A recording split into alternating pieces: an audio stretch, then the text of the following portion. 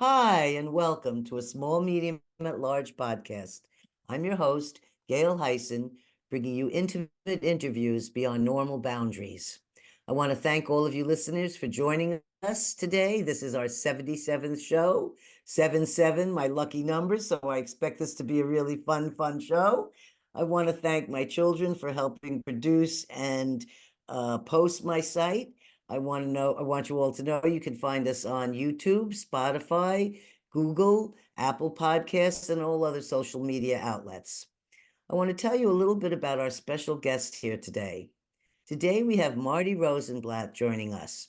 He has a bachelor and master's degree in physics from UCLA.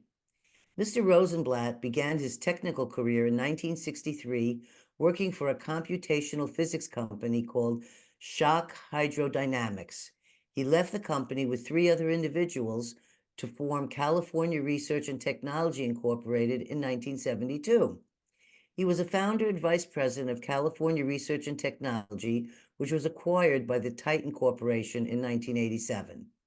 He managed a group of 20 scientists who developed and applied sophisticated computer programs for analyzing high-energy problems for the Department of Defense and NASA, such as hypervelocity impact and nuclear weapons effects.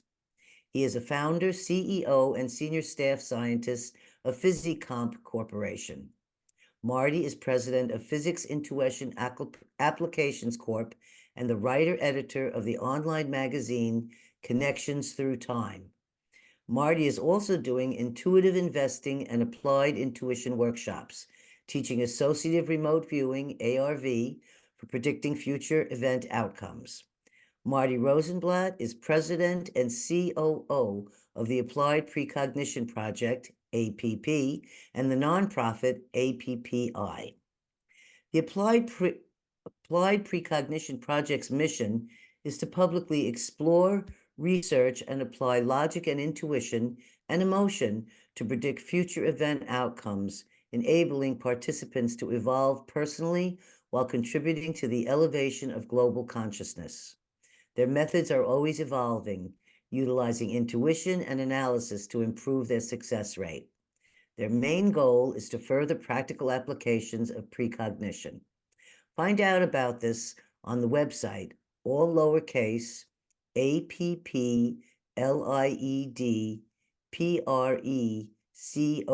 APPLIEDPRECOG.com, appliedprecog.com. Marty was moved to write a novel about the future development and incorporation of psychic phenomena into society. The novel, Hours to See, covers a 100-year period, 1980 through 2080.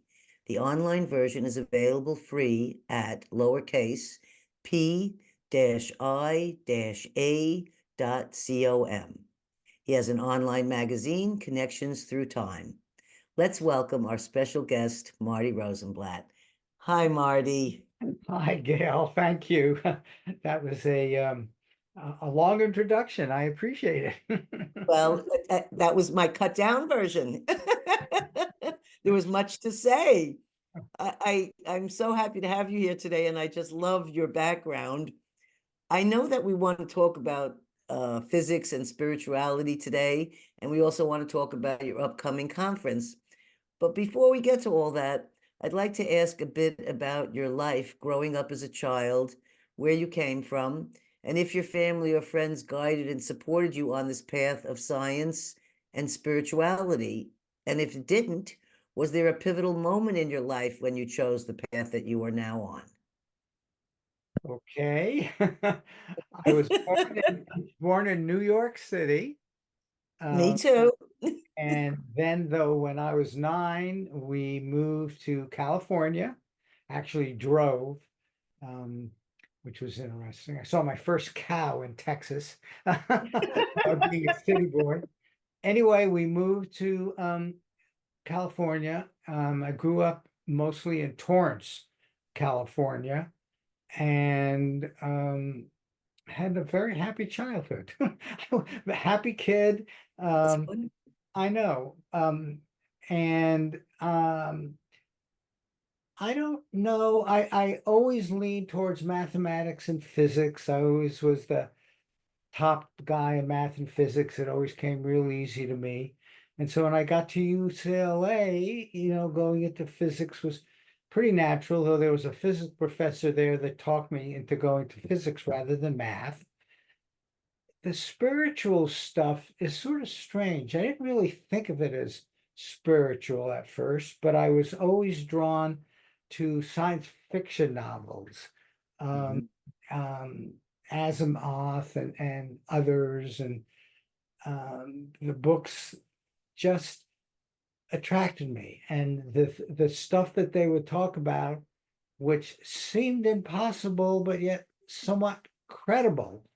Um, and I don't know, I didn't really think of it as spiritual, but really it was, because I was quite open to psychokinesis. A lot of the books talk about that, remote viewing.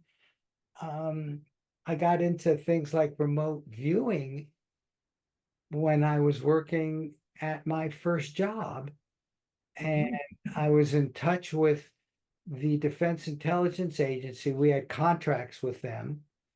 Um, and there was this article that came out. I felt I had to tell them about it. Turned out they were sponsoring it. DIA was sponsoring the work with remote viewing at the Stanford Research Institute. And I went and talked to them, and they were terrific, showed me around, talked about what we did. And that led me to the Monroe Institute. And Mhm. that's where I started, I don't know, being willing to say that this stuff is really spiritual. The remote viewing led me to what I've been doing ever since for, I don't know, must be 25, 30 years now, which is precognition. When you see precognition in action, you see a person, or I will do it myself, connect up with the future. I felt spiritual. I felt Mhm. there had to be, and indeed there was, something much more magnificent than our day-to-day stuff. Um, okay, so there's sort of a summary of how I really got into spiritual in a big way. And did you, when you were just learning about remote viewing in the Defense Department and that, was that during the times when Hal Puthoff was there and Russell Targ, or did you meet those people Oh, at no, that no, time? no, no. The DIA set up a meeting with Hal and Russ. So I Mhm. met Hal Puthoff and Russ. It was like early 1970s. They were just sort of getting going. Um, and it was very exciting. Um, and then after going to the Monroe Institute, I met Joe McMonagle there. And Mhm. since then I've given workshops. My first one was with Russ Targ. He and I would both go to IRVA, International Remote Viewing Association. I was giving papers there at a time. And my first webinar workshop, People in Place, was with him. But I've had Joe, I've had Dean Radin. I've just had a lot of people on my workshop conferences, which I do twice a year. Um, and I don't know what to say. I've even worked out models of spiritual models. I have something I call, boy, you got me started, Gail. Oh, sit back a little bit because I'm losing part of your Oh, face. okay. Yeah, if you sit back a little further from the computer. Okay. Okay, much better. Um, I've developed a model I call the universe of collective consciousness. Mhm. You want me to talk about it now? Because it's really very spiritual. Uh, yes, we don't have any set. We can go back and forth however we like. This is us interviewing you. So Okay. whatever you're comfortable with is good with me. Okay. Well, the concept that consciousness is fundamental goes way back, much further than when the physicists were forced to say and admit that when they noticed that electrons could be in multiple places. There was just a probability until you measured it, that it became real. So it was the conscious measurement that made it real. But consciousness is fundamental, goes further back to that. Hey, I think, therefore I am. I don't remember exactly that, but we all know, I think that might be a Greek saying, but it goes back to those times. People recognize that the now moment, you're only conscious in the now. The now moment is very special. I put together, and these are the basic ideas, a universe of collective consciousness, which contains every sentient being, and I think that includes animals and stuff like that as well. All of their conscious moments are in this universe of collective consciousness. Exactly. That includes past, present, and future. So that's how precognition comes into play, because the information is in this universe of collective consciousness. But so is God. God, the concept of God is in there. Now,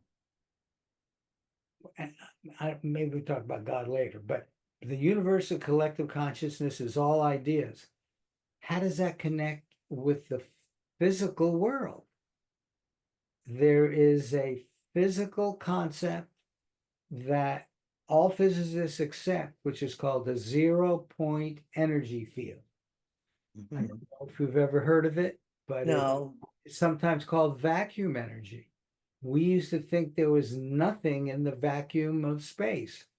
Well, physicists know now, and it's been measured, that there's something called a 0-point energy field. And it comes at the level of the very, very, very small, the level of like the Planck length, which is 10 to the minus 34 meters, very, very small. From there, energy emanates. And I have a recording from a physicist that says it comes from nothing and goes back to nothing, because there's energy going back and forth with net energy going forward. It doesn't come from nothing. It comes from the spiritual world. The source of all energy is ultimately spiritual. When you have an intention now to pick something up. Somehow that motivates all the things in your muscles to move your arm, to get it. You see it, but the intentions are very subtle. They start out as ideas in the spiritual world, in the universe of collective consciousness. That's the spiritual world, non-physical. And the spiritual world and actions come from that. You're just helping me understand an experiment I just finished. Because when I finished an experiment that I know people have been hearing about online from Dean Radin, called the sigil experiment. And this experiment is that you're supposed to focus your intention on this box, and the box has all kinds of electrode things inside that sense things, and you're supposed to make the light turn white. But when I tried to do it with my mind, and I kept saying, okay, light, I want you to be white, light, I want you to be white, I couldn't get it to do anything. And then after 3 days, not 3 days, but 3 different sessions, and I kept saying, what do you do to make it white? They didn't give us any, information or instruction manual on how to approach intention. And then I switched to my spiritual side. And I went with intent that I was connecting to the energy of a dear friend, Jean Millay, who is deceased. And she was a woman who wrote many different papers and charts and graphs and all things about light. And she was the one who was doing biofeedback and all these things back in the late 70s. and doing, amazing graphic things. So I said she would be a person to ask to turn the light on. And the minute I said that, the light became white on the box, and I've been able to continue using that method for the next 7 sessions of that experiment. Was able to be very successful as long as I asked for her energetic field or spirit or whatever the words you want to use, but they were not of a mental place. Right. And I was having a response with intent. So I just feel like you answered a question for me just now, and I really appreciate it. That's just a wonderful example because the mental, intellectual part, as important it is, don't take anything away from it. It's the spiritual, non-intellect part that does stuff like this. And it actually guides the mental also. It's the source. The source of everything is indeed spiritual. And most of it is from what I call inertia. You've done it before, you do it again. You not only don't have to think about it, you don't even have to spiritually do anything. But when you have a specific intent, now different things go into play. Different muscles get activated, different thoughts might get activated, but it starts with something as subtle. And notice it's subtle because Very subtle. coming from the spiritual. And that subtle intent activates amazing things in the body. Hmm. I believe that to be true because I saw it happen in front of me. Okay, that's great. So I I wanted to mention that I heard a man, Reverend Stephen Wright, speak at your APP conference, and I think it was 2 years ago. I'm not 100% sure. Yes. And it was the first time I had seen spirituality being brought into the remote viewing community situation or something. I don't know if I had not, because I'd not seen any of your earlier conferences, but I felt like, oh my God, they're going in a step in the right direction here. This man is amazing. Yep. And I felt he was such a wonderful guest. And I know he's going to be at your next conference coming up in October, which we'll talk about later. But I wanted to know, was that the first time you had those kind of guests, or have you been investigating into spirituality and, remote viewing and these sort of things for some time now, or had this connection been a recent thing? No, I've been doing it, this universe of collective conscious. I've given webinars on it where I draw Uh-huh. a circle. We are one circle and everything Oh, in there. So no, I've been developing this. It started at the Monroe Institute. I'm sure you know Skip Atwater. He yes. he and I jointly gave workshops there, but he'd let me do what I wanted. And I developed this model starting at the Monroe Institute and kept developing it, kept developing it. I must have done 5 years of stuff there with him, and then I've developed it on my own. And I bring it into a lot of my webinars. I'm trying to think of other speakers. Well, meditation is a type of spirituality. Stephen Schwartz talks a lot about that. But the one who was directly spiritual was Stephen Wright. And I've had him not only 2 years ago, but I think 2 years before that. And each year he touches on a different aspect of it. So he's the kind of the most spiritually oriented one I talk to. Though I will jump ahead just a little Go because ahead.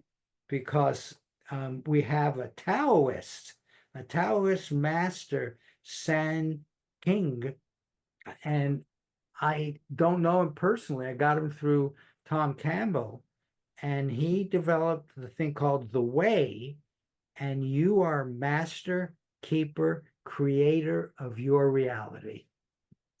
Uh, that I know him because he was on my podcast. Oh, really? And we had such a wonderful connection that I'm going to meet him in Las Vegas when I go in 2 weeks to see the Dead and Company at the Sphere.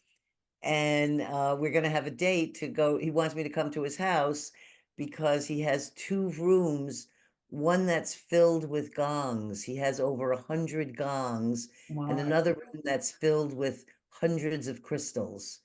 And so he wants me to experience what it's like to be in those rooms. I'm not even sure how I think he contacted me and asked me to be on his show. And then I asked him to be on my show. And we just had a wonderful connection. He's a very lovely soul.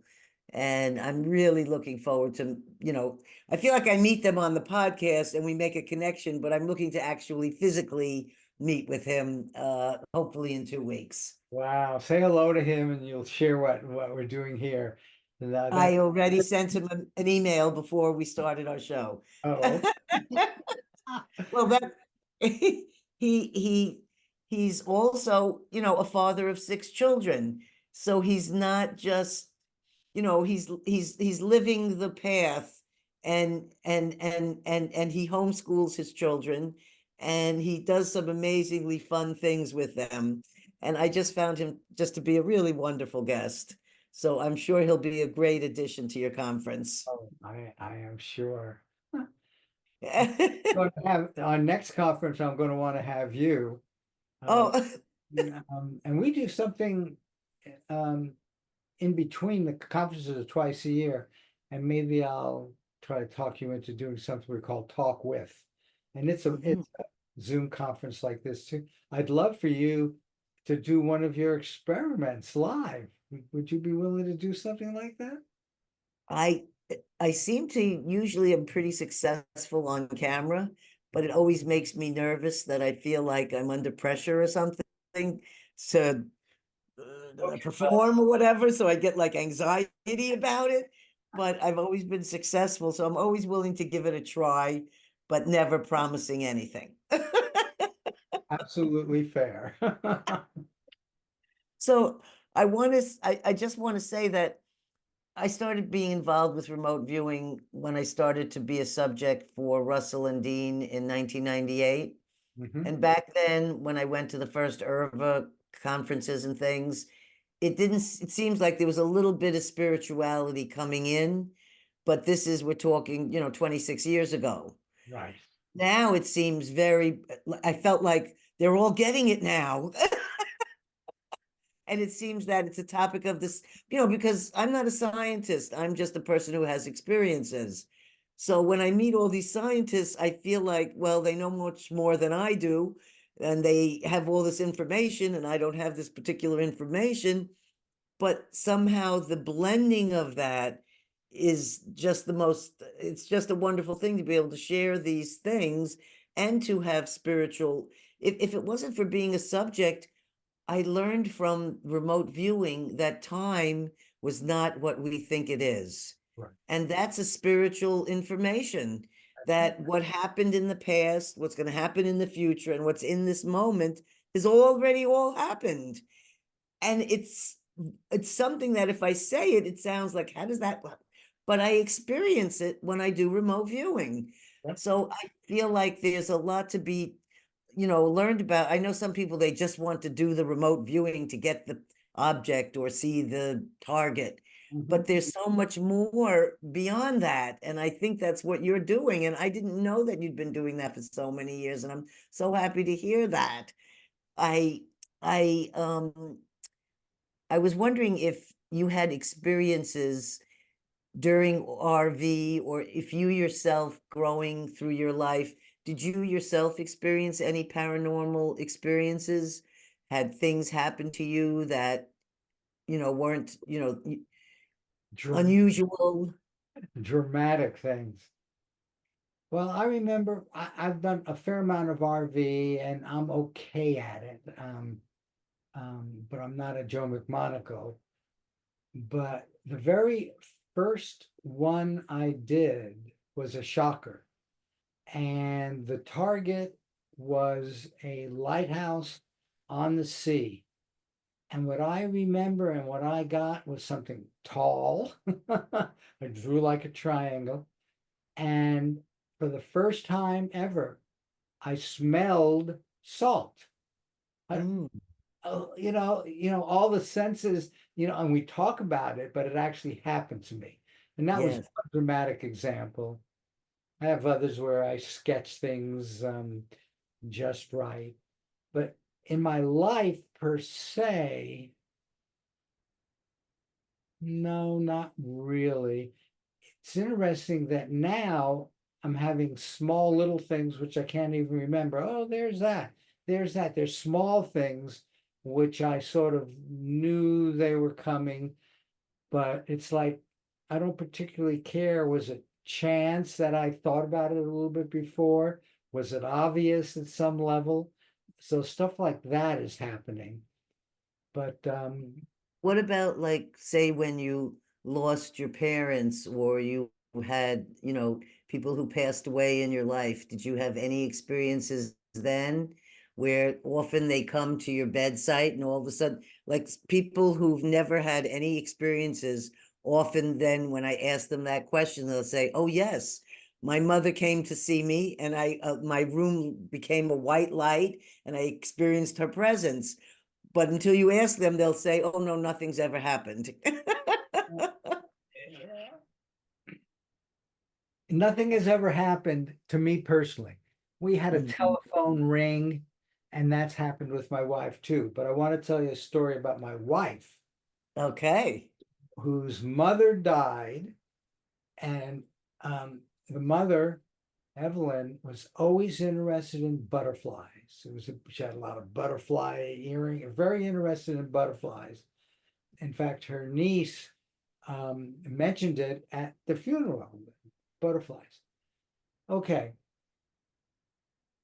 Jane, my wife, was pregnant at the time with our second child, which happened to be a girl. And we all knew Evelyn would have just loved to have that happen. The first one was a boy. Um, well, right after the baby was born, old enough, it must have been just a few days, my daughter and Jane went out for a walk, and a butterfly not only circled her 3 times, landed on her shoulder, and flew off. Mhm. And That just doesn't happen. uh, and we all knew it was, and well, she knew. oh, she knew. And Yes. we still tell that story when spirituality comes up and life after death. I mean, Hmm. that's the soul, that's the idea that the soul, your physical soul is developing now and sharing everything with your spiritual soul. I really believe in this universe, all of you have a spiritual soul connected together in some way. That spiritual soul is connected to other spiritual souls. The universal collective consciousness can be seen as a collection of spiritual souls, since the consciousness is fundamental, is always through a soul. It doesn't just sit there, it's a soul that appreciates it. And so there's no question in our mind that my wife's mother's soul connected up to her soul and connected up to the physical universe through a butterfly. I there's When you say that to me, I know that that's true. So there's not even a question in my mind, because I often tell people when they've lost someone, I say, look in nature, because your family, whoever you've lost, may try to contact you through another source, like a bird or a butterfly or a duck or something like this. And you'll find out, if you talk to them years later, they'll say, yes, they still come to me. The goose arrives when I think of my aunt, and that goose flies in out of nowhere, and I know that's my aunt. I feel like it's one of the ones where you can really get people who don't think these things exist. It's where they can remember that a experience did happen to them, Yeah, because we don't lose there's certain, just like we have certain amount of births we experience and what happens, we have a certain amount of losses of people we love that go. And when that happens, we have a connection to them, and we haven't lost it. right. And it's such an important thing to be reminded that their body is gone, but they are not. That's right. There's a consciousness that lives on. I'm not completely clear on the how reincarnation occurs or that you jump into another body, or I'm not really clear on that exact aspect. I'm just sure that whatever, and I don't know if you're saying is the soul different than the spirit, or you're saying that they're two of the same. They're the same.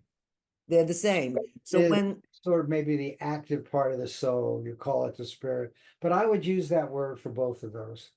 right, so that I feel that the same way, that Yeah. the spirit and the soul is one.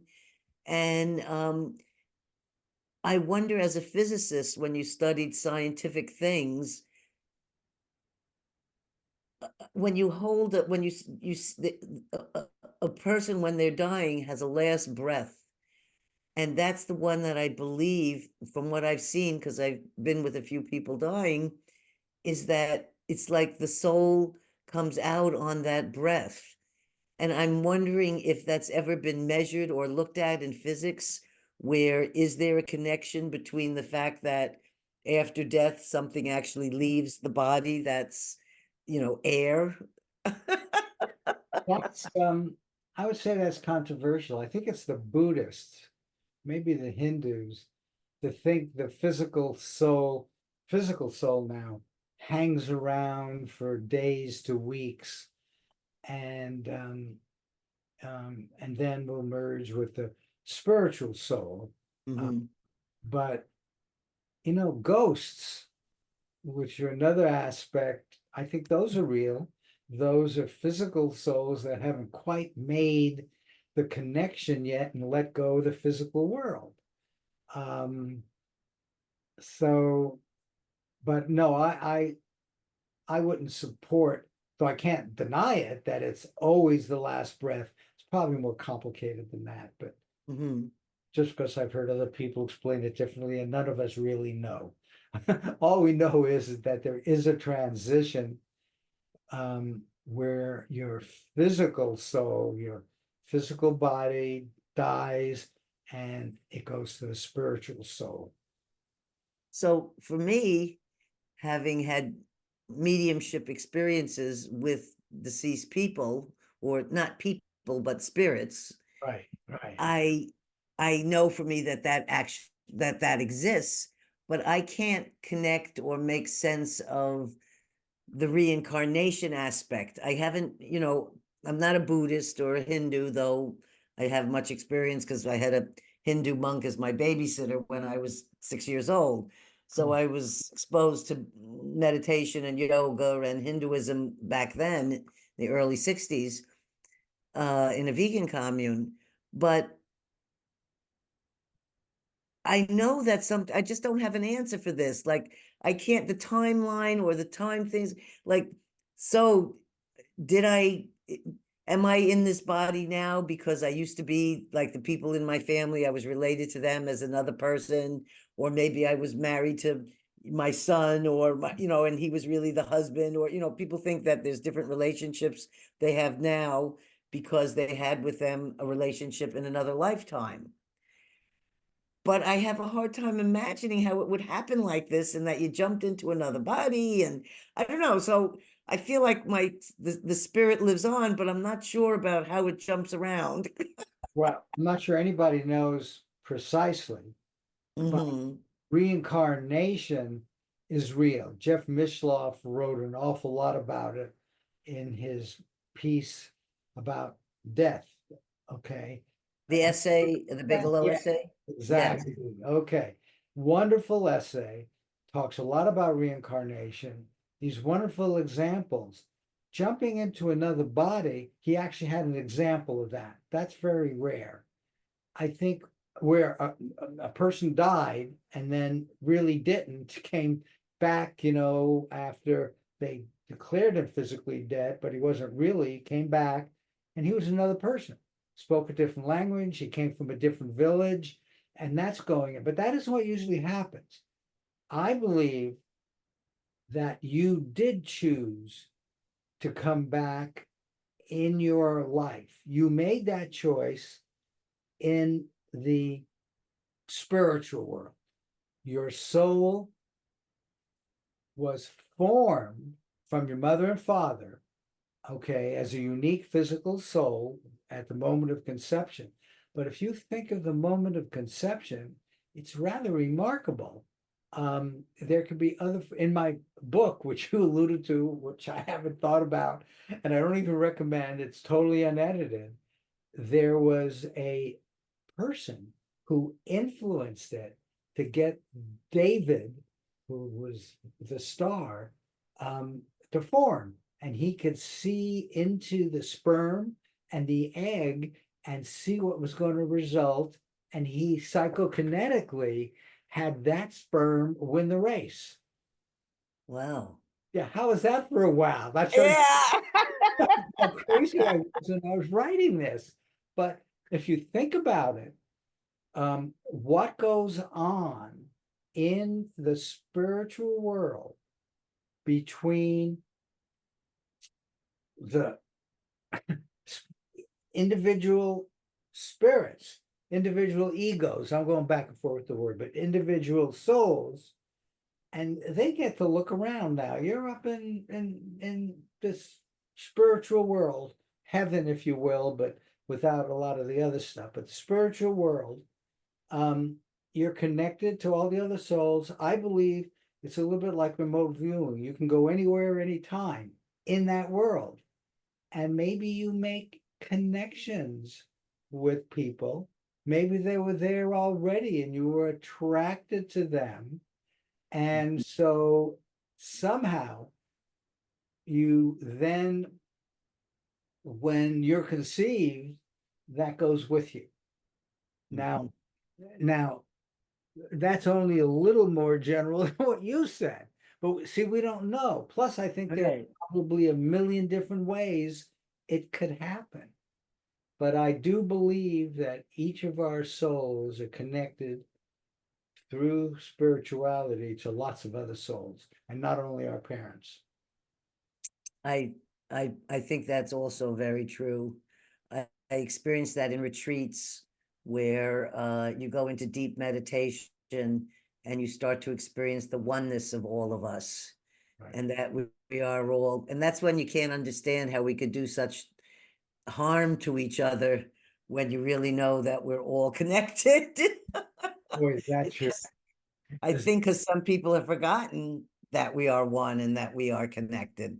And that's where that information, that's why I think having shows like this and talking about these things, we don't know what listener maybe hasn't heard this information that might stimulate them to start having different thought about other things. And that, to me, is what sharing information is all about, to be able to, inspire other people to think about other possibilities.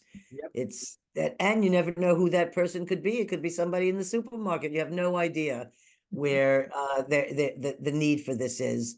So you have a question here about what does physics have to do with spirituality, and what does spirituality have to do with physics? So I know we're talking about this right now. So I'm wondering how you can give an explanation more into this question that you have here. Well, physics is the study of the physical world. Physical world. Spirituality is more of a feeling thing. Now, the closest I've been able to come to connect those two in the way physics might do it is with this universe of collective consciousness. I mean, Mhm. here's an idea, and it's a physical kind of idea that says all conscious moments are in there. Notice it does not have an outside. There is no outside to this concept of the universe of collective consciousness. Because if you try to say, oh, no, that's not in there, well, you thought it. You had a conscious experience of it. It's in there. Now, Mhm. okay, but is that physics? I don't have any equations. I'd love if you can have an equation about remote viewing and put in a few variables and that would become the answer. We don't have that yet.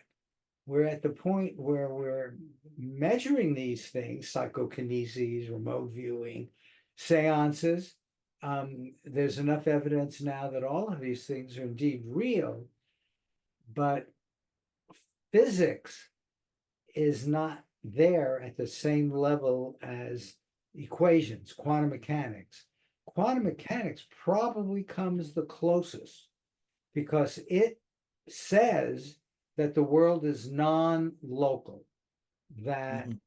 things, experiments with protons, light photons, go out Photons. opposite directions and you tweak one and the other one knows instantly. That's physics. That's there. That's um, that's real. I And did that experiment, and okay. the first time that I did it, I didn't know what I was supposed to do. And then Dean put me in the Faraday cage. I was in front of his brand new $20,000 device, it cost $20,000. Uh-huh. And I had said to him, I didn't have any mojo left because my dad, who was the closest person to me in life, had passed away. And for a year after taking care of him, it took me a year to like rebuild myself up again. Mm. And so I didn't think I could do anything psychic or experiment ever again. And he said, just come into the lab, just come in. And my husband said, just go, just go. I said, I just want to tell you, I don't think I could do anything anymore. And I looked at the box and he said to me, I had to interfere with this laser with my intention.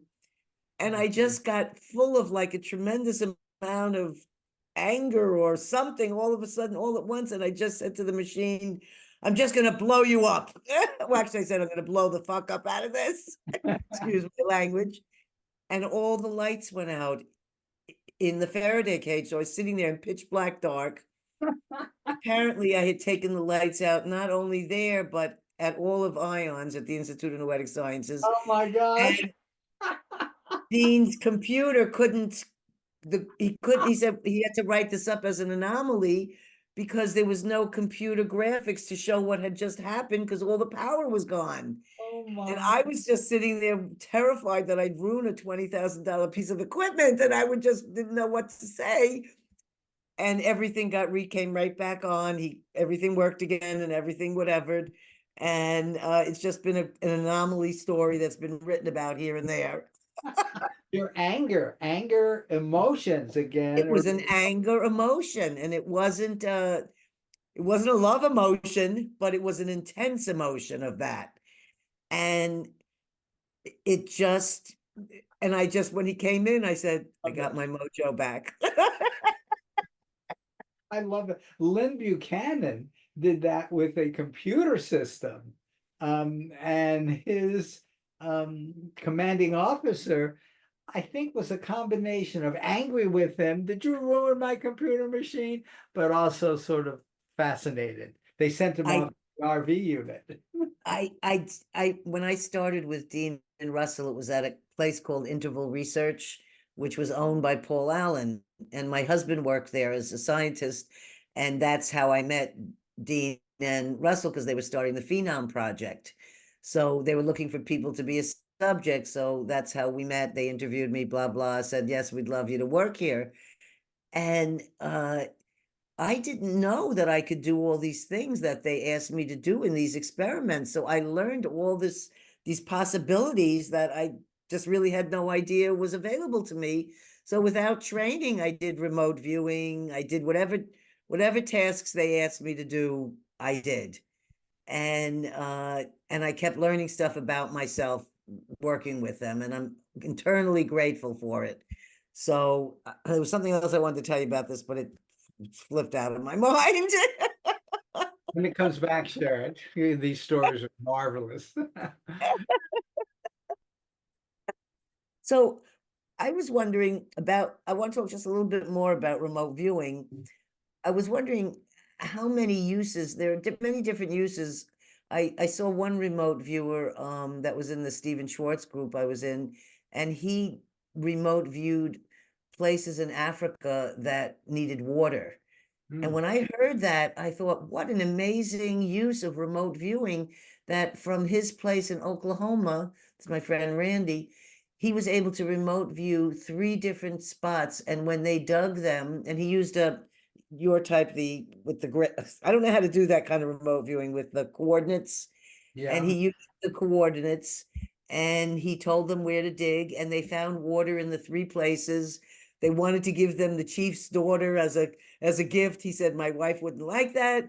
And they had a goat for him. And he said, no, no, I just did this to help you. He didn't go to Africa. He did it from Oklahoma. And they had water for 3 villages. So I thought, I've never heard that before. All I've ever seen was remote viewing and guessing the target, and it's an object and this sort of thing. So what do you find it's the most valuable to be used for? And have you seen that? Well, not most valuable, but that's dowsing. So that's Hmm. an example of dowsing. There are people out there. Uri Geller was Yes. working with oil companies, and he would dowse where they should dig. That's a pretty financially important application. Yeah, he did well there. Yeah. So dowsing is really good. Map dowsing, if you're looking for a missing person, you can map dowse. So that's valuable. Um, about ARV, that's sort of predicting the future in terms of, say, 2 teams are playing, or the market going up and down. We once did, and this was very hard, took a lot of attention, but we once predicted the winner of the oh, I'm blanking on the horse race, the big horse race, Kentucky Derby. Okay, and there are 20 horses. So we had 20 pictures, and we asked our viewers, and we made them as different as we could, but there was always overlap. Describe and sketch the picture which we're going to show you afterwards, which was the Kentucky Derby winner. And we got it right. Ah, And we got it right. 1 out of 20. That was pretty good, but that was a lot of work choosing those 20. But some people are doing that too. Some people seem to be winning the lottery at odds above chance. mhm. Just see if I can think of any other applications, because I know there are. Well, we talked about finding missing persons. That's an important one. Um, Have you ever done that yourself? Worked on missing? no, no, I've worked with Pam Coronado. She does that. I don't know if Yeah, you, she's wonderful. Yes. yeah, and she does that kind of work. Um, I did that twice and it just freaked me out. hmm, Because when I got to the site, it was such a heavy, you know, I don't know if the person was murdered exactly. One was not a murder, but it was an amazing story. But the other one was, and all I was given was information where the other people actually received an object of the missing person. right? Um, but I found it fascinating that they gathered the information from 5 or 6 different psychic people, and then they take from it the ones where they all say the same thing, as that possibly being the actual information. But I felt like when I would get to the scene, it was just too much for me of between feelings of emotion. My emotions were too much for me in dealing with the loss of the persons. Yeah. So you have to have a personality that's not as emotional like I am, because I would just cry through each one of those if I. Yeah. You reminded me of another important application, and the leader Mhm. of this field, others are doing it, is Stephen Schwartz. He finds, usually buried in the ocean, sites, the Alexandria project. They didn't know where it was, it was referred to in all the old texts, and he found it. And he uses a technique, he has a different viewers. They first put X's on maps, and then when they tend to come together, that's where they search. And they also talk about what they're going to find. And it's remarkable. It has a whole book on it. I think that's some of the most, and I think his is the most respected work as far as skeptics go. There's nothing they can say about any of the work he's done. It's all documented, filmed, And they can't say someone made this up or someone said it. It's right there in black and white for them to see, or color and being in video or Very whichever. important to him. Every step is documented. Yes. So, but that's a pretty good one. Finding a place that nobody knew where it was. That, and I was thinking of another application now that we're talking about it, which was when he asked us all to, I know he did this with thousands of people, so I'm only one of thousands, but we remote viewed into 2060.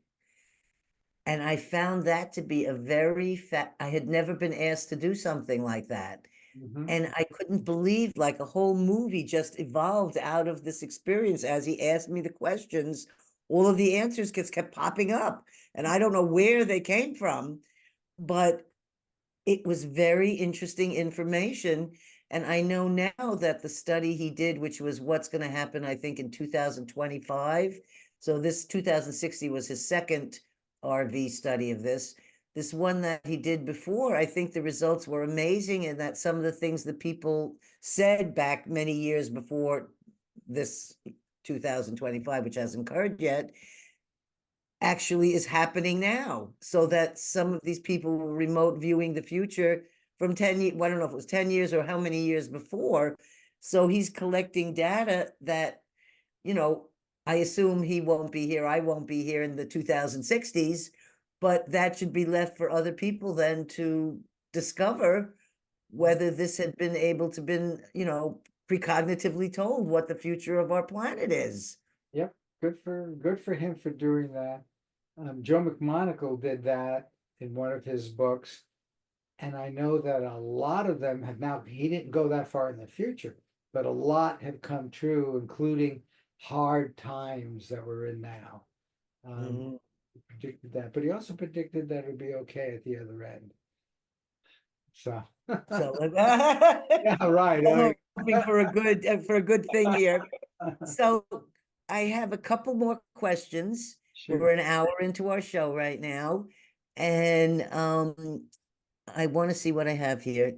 Let's see. You say a saying that I would like listeners to hear your explanation of. I am God and you are God. Now, often if I say God to I was raised an atheist and so was my husband. Right. So if you say the word God, my husband only comes up with Jesus in his mind, and it's a man. I said, not everybody uses that term God, meaning Jesus. So he said, well, they should be using a different word. Okay, that's a good one, and I've only gotten into it in the last, I don't know, 6 months or so. Um, it comes from a place which first starts with the fact that you are infinitely potential. Your potential is infinite. And if you think about just sitting here being a conscious being, that's a level of infinity, but there are other levels of infinity as well.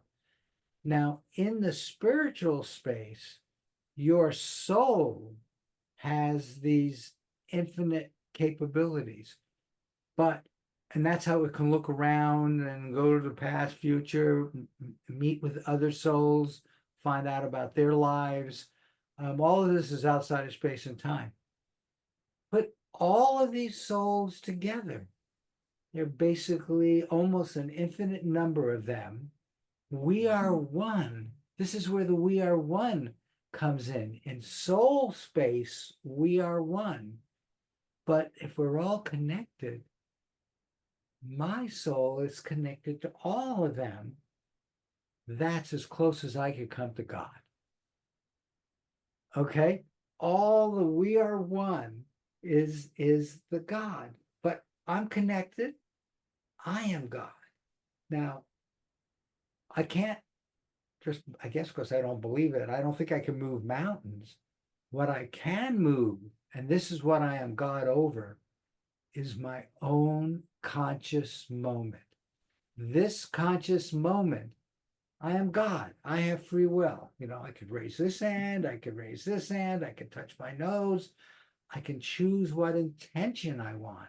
I can choose an intention to heal. That's the other thing I'm into. That's another capability of, it's like remote viewing, because I'm Anyway, we can talk about healing a little bit separate, but the God part is, in fact, if you think about it, there isn't, and I'm going to get some heat for this. I already have gotten some.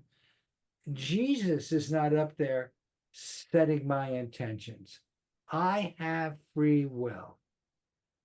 So that free will allows me to choose my intentions, which sets the direction I'm going to go based on whatever I have intended to do. So I am God in that sense, being connected to the we are one and having a free will to choose my own intentions. That's very, very clearly said. See, because I feel a similar thing, that I have a very strong faith in something. And so you don't have a word to say it. So I will say the God word, because I don't have another word to say what that, or I could say the universe. I don't really have a word that matches to describe exactly what you're just saying. And I, I do believe that we are one, and that healing. The first time I did remote viewing, but I didn't know that that's what it was in 1970, when I was a student in this mind dynamics, and that's what we were taught. You were told the name and the age and the city someone lived in, and then in a half a minute or so, I'd scan the person's body, and I would tell them everything that was wrong with their body.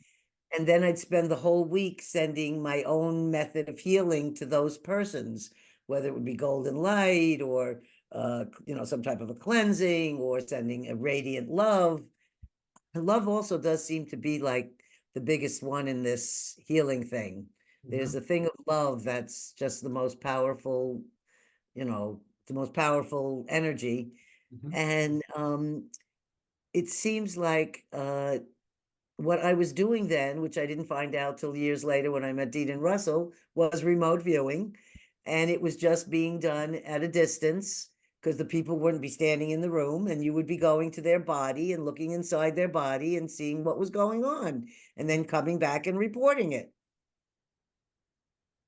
I saw so much different healing growing up, because my father raised us atheist vegans, and we were not allowed doctors or dentists.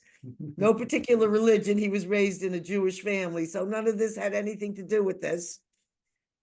But I saw healing as a child growing up that was not from medical intervention, but healing that was used with color or light or fasting on water, but never from a doctor and never from pharmaceutical drugs. And I saw incredible healings that happened. And so it left me knowing that our body can actually heal ourselves. It's just that we've seemed to have forgotten this. And some people don't realize that. And my dad used to always say, remember, your body can always heal itself. It just takes a much longer time than if you were to go to a doctor and they give you a quick fix with with a drug or some other form. He never said that there was anything wrong with mechanical doctor intervention. If your leg is broken, you have to have it set. But he was discussing about the other forms of healing, and I saw it happen. So I always am, I'm always sort of on a fence when things happen to my body or other people, where what can I heal myself? What do I have to go to the doctor for? So I weigh those out, and I've been in near death because I didn't go to doctors. Well, I think you need to go to doctors too. We have daily, every weekday, meditation on self-holistic healing. That's So, wonderful. yes. Can you And tell our listeners how they could hear that? you can join us. It's 9 a.m. I'll send you a link and you can share it if you like with your people. Because I We'll love, put the link on the description site. yeah, yeah. It's called Self-Holistic Healing, and we basically talk a little bit about it, and then we do 2 meditations. That's I guess I feel bad because I never imagined you doing all these things when I met you. I only thought of you as a remote viewing with coordinates or AP, all these other different mental things, and I didn't realize what a spiritual path you're on. So I feel like I'm so glad to be in your group. Yeah, I'm so glad we had this interview. Yeah, wonderful. Yes. So I'm going to wind us down now. And what I would like to do is I'd like to speak a little bit about the APP Fest 2024 conference workshop webinar coming October 18th to 20th with very exciting speakers. And I have to give a shout out, as some of them have been on our podcast. Yep, So yep, I have you on our podcast. I've had Marla Fries, who will be speaking on your conference. I had right, Stephen Schwartz. I right. had A with San, I don't know how to say his last name, Sankin, and looking forward to hearing from Ed Mays, Tom Campbell, and Reverend Stephen Wright. So I think you have a tremendous lineup of wonderful guests. And I was wondering if you might like to share a little bit about the conference, and if you could just slowly speak the conference website to people who are listening on on a podcast and not necessarily on YouTube. Right. Yeah, I can do that. You Yes. just gave a summary of the people, which was right on. And I have on my screen those people, and I think if I give you the title, it'll make it even more interesting because Tom Campbell is talking about the path to wellness from fear to death. Taos Master San King, I don't know how to pronounce his last name either. That's the way you are master keeper, creator of your reality. Ed May, who is the consummate scientist, a wonderful person as well. Worked with him a few times. He okay, wonderful. He's talking about Stargate Revisited, the good, bad, and ugly. And he spent the last part of his career putting kind of all the science that went on with the government during those years. And then Marla is extending the love beyond the grave. Um, and then He's a very energetic, inspirational speaker. absolutely. And then Stephen Wright is saying fugue for a spiritual life, living with equanimity in times of crisis. So he's acknowledging that there's a lot of stuff going on now, and a lot of people do feel like they're in crisis. And then Stephen Schwartz, power of therapeutic intention. There's that word intention. And Mhm. then this guy, Marty Rosenblatt, is talking about spiritual and physical souls. Wonderful topics. And don't you also offer an RV experience, or not RV, but APP? Yes, Or yes, so we can have you just speak a seven. little bit about that? Yep, we have seven speakers and we have six predictions. In fact, if you go to the site, it's a site for registration, but it also has the agenda and schedule on it. And you will see before and after the speakers, we do these predictions. And some are precognitive, some are straight remote viewing of a target that's chosen. And I'm going to do one that says what political party will be the electoral college winner for the next president of the United States. Wow, that's going to be a powerful one. And that's all RV and ARV oriented. And if you Mhm. like, I'd love to give you the website where you can get all of this and the details. Yes, could you say the website and just say it slow and Yeah. spell it out? Okay. Well, I think appliedprecog.com, APPLIED PRECOG. So that's applied precog, one word, .com, and then the / conference registration.